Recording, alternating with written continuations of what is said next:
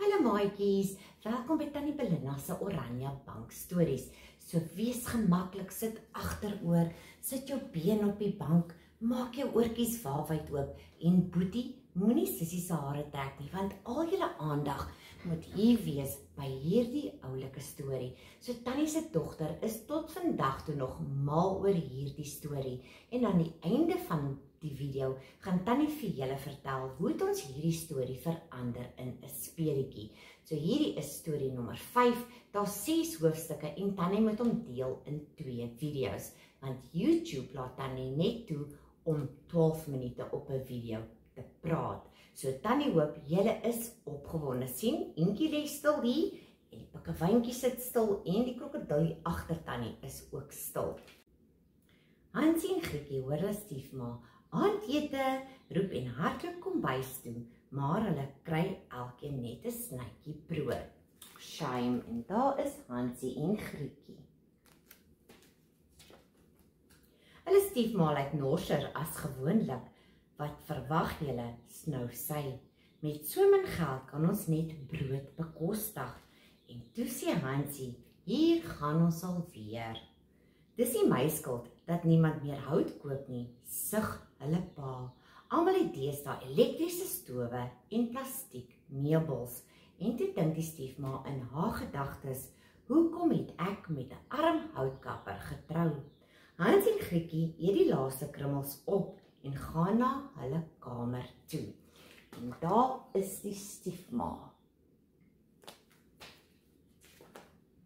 Arme pa, sê Hansie met 'n gaap. Hy is altyd in die moeilikheid. Hy blaas die kers dood en hulle probeer slaap.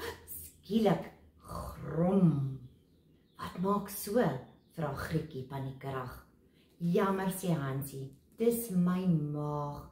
Ek dink heeltyd aan heerlike gesmelte sjokolade en gebraaide malva lekkers. Moenie, smeek Grietjie. Ek so honger, ek kan nie slaap nie. Terwyl hulle maagies grom, hoor hulle die gesaanik van die onderste vloer. En daar is hulle tweetjies in die bed. Die probleem is, hoor hulle, hul stiefma sê, daar is net te min kos vir al ons 4. Die kinders moet weg. Wat? Roep die arme houtkapper. En hy dink in sy gedagtes, hoe het dit gebeur? Het jy 'n beter plan? Snou sy. Die houtkapper bly net stil. Môre vat ons vir Hansie en Grietjie diep in die woud in, gaan sy vrou voort en ons los hulle daar.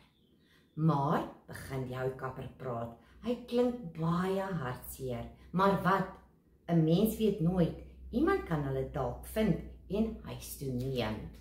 En dis wat die stiefma gesê het. Sy klink nie baie vriendelik nie, nee maatjies.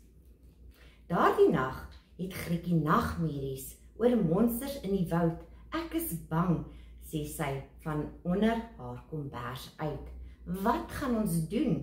Moenie bekommerd wees nie, sê Hansie, wat waawyd wakker is. Ek het 'n plan.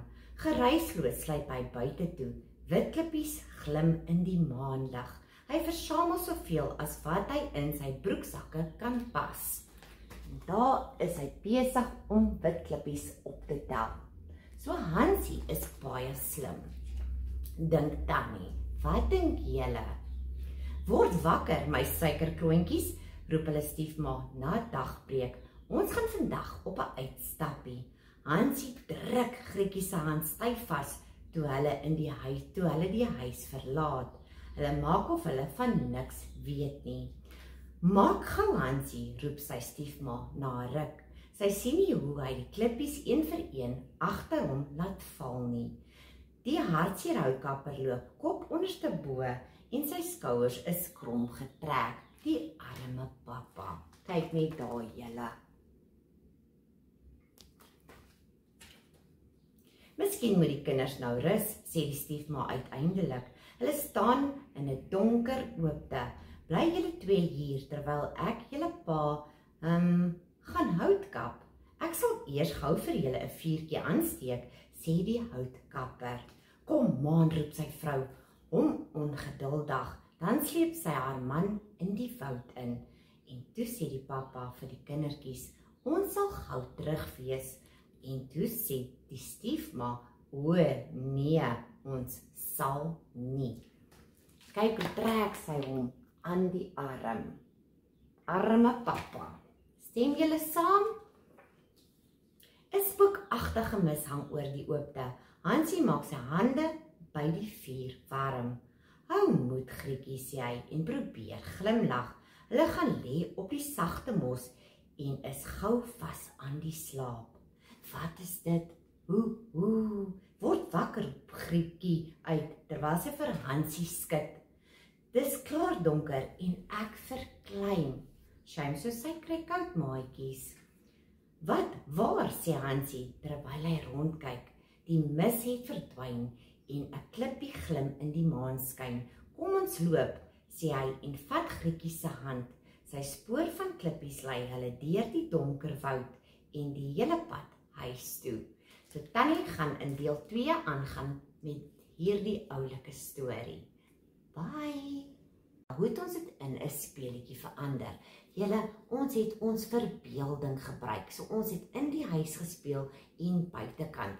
So ons dogtertjie was Hansie en Grietjie en Tannie was sommer die stiefma en die ou nare heks. En dan was ons dogtertjie se pappa die pa in die storie. So ons het die een aand het ons klippies opgetel en Hansie het dit so in die jaard gegooi en dan die volgende aand het Hansie broodkrummeltjies in die jaard gegooi. Ons het sommer my kas gebruik as die oond en Grietjie het vir die nare heks in die oond ingepop wat Tannie se kas was. Ons het dit terdee geniet. So probeer dit eendag.